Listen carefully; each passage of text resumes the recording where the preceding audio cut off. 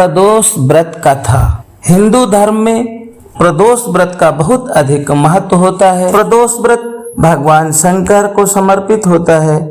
प्रदोष व्रत में विधि विधान से भगवान शंकर जी की पूजा अर्चना की जाती है। प्रदोष व्रत में व्रत कथा का पाठ अवश्य करना चाहिए। प्रदोष व्रत कथा का पाठ करने से भगवान शंकर की विशेष कृपा प्राप्त होती है और भोलेनाथ की कृपा से सभी मनोकामनाएं पूरी हो जाती हैं। पौराणिक कथा के अनुसार कथा इस प्रकार है।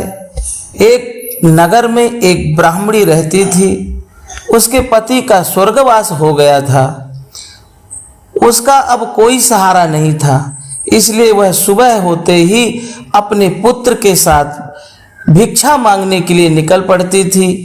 वह खुद और अपने पुत्र का पेट पालती थी। एक दिन ब्राह्मणी घर लौट रही थी। रास्ते में उसे एक लड़का घायल अवस्था में कराहता हुआ मिला। ब्राह्मणी दयावश उसे अपने घर ले आई। वह लड़का विदर्भ का राजकुमार था। शत्रु सैनिकों ने उसके राज्य पर आक्रमण कर उसके पिता को बंदी बना लिया था और राज्य पर नियंत्रण कर लिया था, इसलिए वह इधर उधर मारा मारा फिर रहा था। राजकुमार ब्राह्मण पुत्र के साथ ब्राह्मणी के घर में रहने लगा। एक दिन अंशुमती नामक एक गंधर्व कन्या ने राजकुमार को देखा तो वह राजकुमार के रूप पर मोहित हो गई।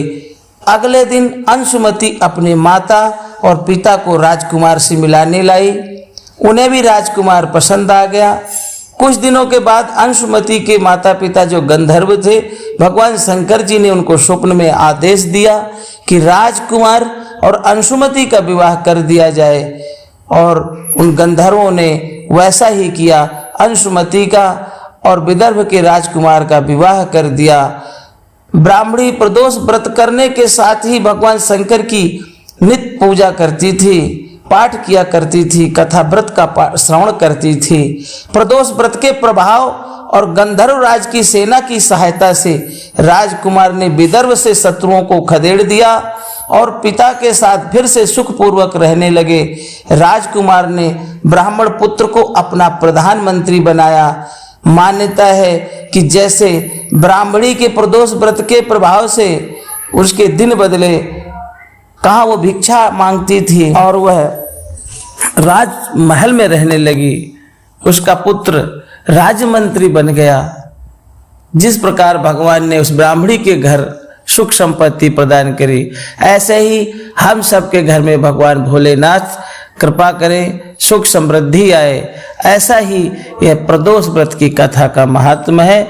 अतः आप सभी लोग प्रदोष व्रत करें, पूजा के साथ साथ प्रदोष व्रत कथा का श्रवण जरूर करें। हर हर महादेव।